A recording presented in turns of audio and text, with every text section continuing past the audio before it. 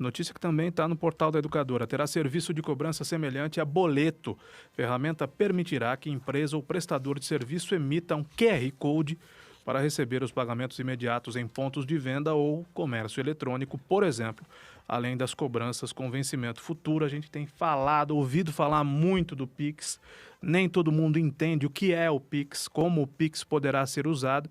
E é certo que o Pix vai facilitar muito a vida das pessoas, não é, né? Nós vamos falar do Pix agora no programa. Exatamente, Caio. Vamos conversar com um especialista no assunto, com o professor Rudolf Buller, né? Depois eu quero até me desculpar se estou pronunciando errado o sobrenome do professor. Ele é do Departamento de Engenharia Elétrica do Centro Universitário FEI. A FEI é uma das faculdades de engenharia aí mais renomadas no Brasil. E o professor Rudolf traz informações sobre o Pix. Professor, muito obrigada por nos atender por Skype. Já vou emendar a primeira pergunta. O que é o Pix e se este dispositivo será obrigatório no Brasil? Boa tarde. Boa tarde. Muito obrigado a todos, sejam pela acolhida. Então, o Pix, ele se trata de um novo dispositivo que o Banco Central do Brasil está utilizando aí para dar mais dinamismo nas formas de pagamento e transferências monetárias aqui no nosso país. Então, ele vem aí como uma nova alternativa e que vai ter um grande impacto aí no setor financeiro brasileiro.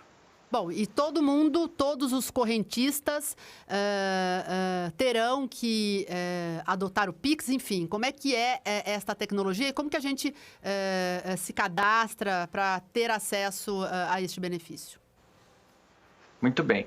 Todo o cidadão brasileiro vai ter à sua disposição o acesso a esse sistema Pix. Se ele é um cidadão válido, ou seja, ele tem um CPF, tem uma conta em um banco, seja um banco do estilo tradicional, ou seja, os bancos fintechs, ele vai poder fazer isso. E aí, para se cadastrar, basta ele acessar o aplicativo que ele já tem do banco dele, tá? Então ele vai ter que ter um aplicativo no celular dele e aí ele faz o cadastro. Ele pode cadastrar as chamadas chaves de acesso, né?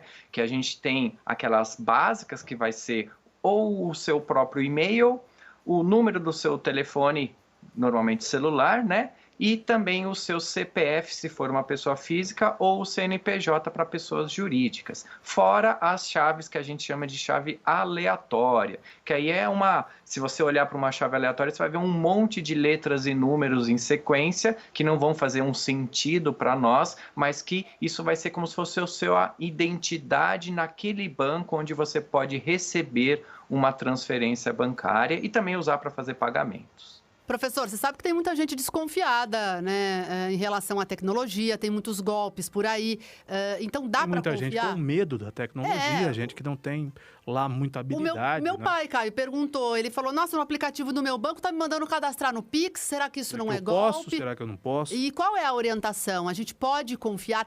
O pedido do Pix, por exemplo, ele tem que chegar no nosso e-mail ou no nosso aplicativo pelo celular para que a gente possa saber pelo menos a procedência? Como que o correntista vai identificar se é um golpe ou não? Muito bem. É bem importante a gente falar disso porque, infelizmente, né, para todo sistema que a gente cria, sempre tem alguém buscando burlá-lo, né? Então, é sempre bom ficar atento. Eu diria que vale as mesmas regras que nós já estamos acostumados a usando um banco tradicional, tá? Que vai ser, por exemplo, se vem por e-mail, veja se o e-mail que os bancos, né, estão fazendo agora essas campanhas, até na televisão com propagandas, eles querem agariar mais clientes que tenham cadastrado o Pix na sua instituição financeira, porque vai ser a instituição onde o cliente vai receber esse dinheiro. E aí que, né, tem todo o sistema financeiro bancário. Então, toma cuidado. Se veio por e-mail, o e-mail ele não vai te fazer o cadastro por e-mail. O e-mail você vai fazer no aplicativo do seu banco.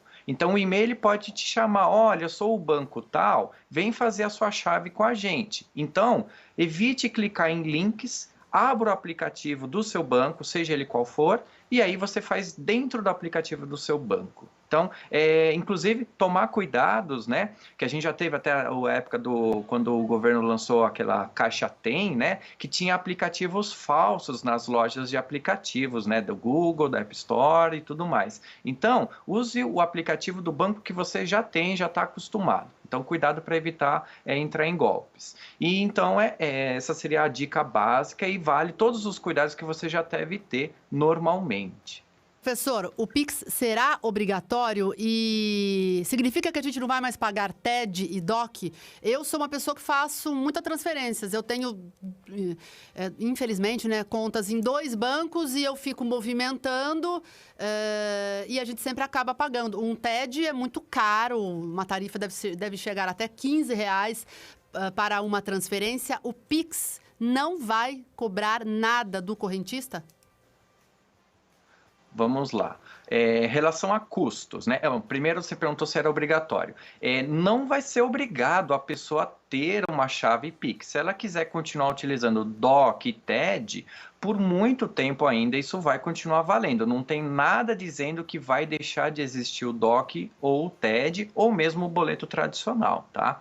O que acontece é que as instituições financeiras estão disponibilizando uma nova forma de transação. E essa forma de transação vai ter uma série de vantagens para nós, consumidores, ou mesmo para os empresários de pessoa jurídica. Relação a custo, por exemplo, o Banco Central já definiu que entre pessoa física para pessoa física não vai ter cobrança de taxa. Entre pessoa física com jurídica, aí vai ficar de acordo com a instituição financeira daquele banco que está trabalhando. Muitos bancos já estão se adiantando em falando, nós não vamos cobrar taxa nenhuma para você depositar, né, fazer essa transferência para o nosso banco.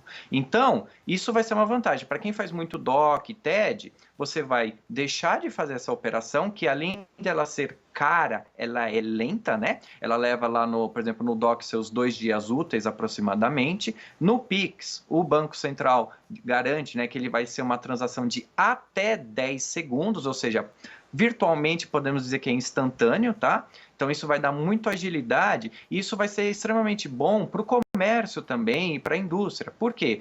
Imagine hoje quando você faz uma compra online, você passa lá o cartão e você, para fazer essa compra, você tem que ficar aguardando com a instituição financeira aprovar o pagamento. Se for boleto, então, mais tempo ainda, né? Fora o custo que o próprio boleto tem quando você quer emitir um boleto. Então, dessa forma, você vai baixar o custo e a sua compra ela vai ser aprovada muito mais rápido. Então, para o comerciante, isso é uma vantagem também. Então, imagine você chegar num comércio que seja presencialmente mesmo, deixando de lado a internet, né? Por um momento. Você chega no comércio, você não precisa abrir a carteira para tirar o cartão ou tirar o dinheiro vivo mesmo. Você simplesmente vai lá, por exemplo, com o seu celular, escaneia um QR Code, que ele pode estar ou impresso lá num totemzinho, ou o comerciante te mostra na tela do celular dele, você escaneia, pronto, você já fez o pagamento na hora, não gerou nenhum problemas, e aí você leva o seu produto embora.